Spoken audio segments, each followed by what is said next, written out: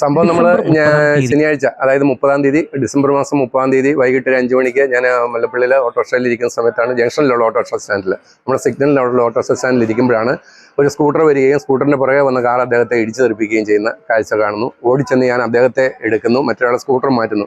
അദ്ദേഹത്തെ ഞാൻ കോരിയെടുത്ത് താങ്ങി റോഡിൻ്റെ സൈഡിൽ ഓട്ടോ സ്റ്റാൻഡിൻ്റെ അവിടോട്ട് ചേർത്ത് നിർത്തിയിട്ട് അദ്ദേഹത്തിൻ്റെ പരിക്കുകളൊക്കെ പരിശോധിക്കുകയും ഹോസ്പിറ്റലിൽ പോകാൻ നിർബന്ധിക്കുകയും ചെയ്തപ്പോൾ അദ്ദേഹം എനിക്ക് വലിയ കുഴപ്പമില്ല, എനിക്ക് വീട്ടിൽ പോയിട്ട് എടുക്കാറുണ്ട്, ഞാനങ്ങ് പോകാമെന്ന് പറഞ്ഞു. അപ്പോൾ പുള്ളിയുടെ ഫോണും പൈസയും ഒക്കെ റോഡിൽ പോയതൊക്കെ ഓരോരുത്തർ എടുത്തുകൊണ്ട് കൊടുത്തു. അങ്ങനെ വന്നു. അപ്പോൾ കാറുകാരനും വന്നിട്ട് അദ്ദേഹത്തോട് നമുക്ക് ഹോസ്പിറ്റലിൽ പോകാം എന്ന് നിർബന്ധിച്ചിട്ടും പുള്ളി വേണ്ട. അപ്പോൾ കാറുകാരൻ സ്വയം പറഞ്ഞു, ഞാനും പേടിച്ചു പോയി, എൻ്റെ അബദ്ധമാണ് എന്ന് പറഞ്ഞു. അതുകൊണ്ട് ഹോസ്പിറ്റലിൽ പോകാമെന്ന് പറഞ്ഞപ്പോൾ ഇവർ പോകാതിരിക്കുന്നു, അദ്ദേഹം പോകാതിരിക്കുന്നു, വീട്ടിൽ പോയാൽ മതി എന്ന് പറയും. അങ്ങനെ അത് വന്നപ്പോഴത്തേനാണ് വേറൊരാൾ വന്നിട്ട് അതിനിടയ്ക്ക് ഇത്രയും സമയം ഉണ്ടായപ്പോൾ അതിനകത്ത് നിന്ന് ഷൈൻ ചെയ്യാൻ വേണ്ടിയിട്ട് വന്നേച്ച് പറഞ്ഞു. അയാൾ തന്നെ വന്ന് ഇങ്ങോട്ട് മറിഞ്ഞു വീഴുന്ന ഞാൻ കണ്ടതാന്ന് പറഞ്ഞു. അപ്പോൾ അത് കണ്ടപ്പോൾ നമുക്ക് മാനസികമായിട്ട് വിഷമമുണ്ടായി. തട്ടിയ കാറുകാരൻ പറയുന്നുണ്ട് ഞാൻ തട്ടിയതാന്ന് പറയുന്നുണ്ട്, ഞങ്ങൾ ദൃക്സാക്ഷികളാണ്.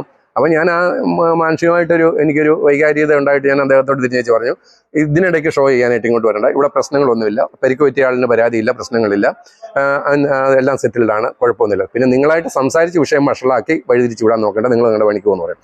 അത്രയും ഞാൻ സംസാരിച്ചുകൊണ്ട് നിൽക്കുമ്പോഴാണ് ഇതിനിടയ്ക്ക് ഈ പണം ഇവിടെ കിടക്കുന്നത് ആരണ്ടോ കണ്ടിട്ട് എൻ്റെ കൂടെ വണ്ടി ഓടിക്കുന്ന സജി എന്ന് പറയുന്ന ആളിനെ കാണിക്കുകയും പുള്ളി എടുത്തേച്ച് ചോദിച്ചു, ഇദ്ദേഹത്തോട് ചോദിച്ചു, അച്ഛൻ്റെ ആണോ ഈ പൈസ എന്ന് ചോദിച്ചപ്പോൾ പുള്ളി ആദ്യം ഒന്ന് മൂളിയിട്ട് എന്നാന്ന് പറഞ്ഞപ്പോൾ വാങ്ങിക്കാൻ മേടിച്ചിട്ട് വീണ്ടും നിർബന്ധിച്ചപ്പോൾ വാങ്ങിച്ചു, പോക്കറ്റിലിട്ടുകൊണ്ട് പോവുകയാണ് ഉണ്ടായത്.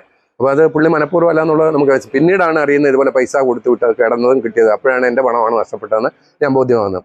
അപ്പോൾ തന്നെ ഞാൻ വന്നതിന് ശേഷം ഞാൻ അവിടെയൊക്കെ CCTV പരിശോധിക്കുമ്പോൾ കടകളിലെല്ലാം CCTV അതിനുള്ളിൽ നിൽക്കുന്നതേ ഉള്ളൂ. പിന്നെ നമുക്ക് സ്റ്റേഷനിൽ വന്ന് പരാതി കൊടുത്തു. CI അദ്ദേഹത്തെക്കുറിച്ച് എല്ലാം ചോദിച്ചപ്പോൾ ഞാൻ പറഞ്ഞ ആൾ മാന്യമാണ് സാറേ, മനഃപൂർവ്വം ആയിരിക്കില്ല എന്ന് പറഞ്ഞു. വിഷമമുണ്ട്, എൻ്റെ അളിയനായിരുന്നു. പുള്ളിക്ക് ഇപ്പോൾ സംഭവം ഉണ്ടായി കഴിഞ്ഞൊന്നും ഓർമ്മയില്ലായിരുന്നു.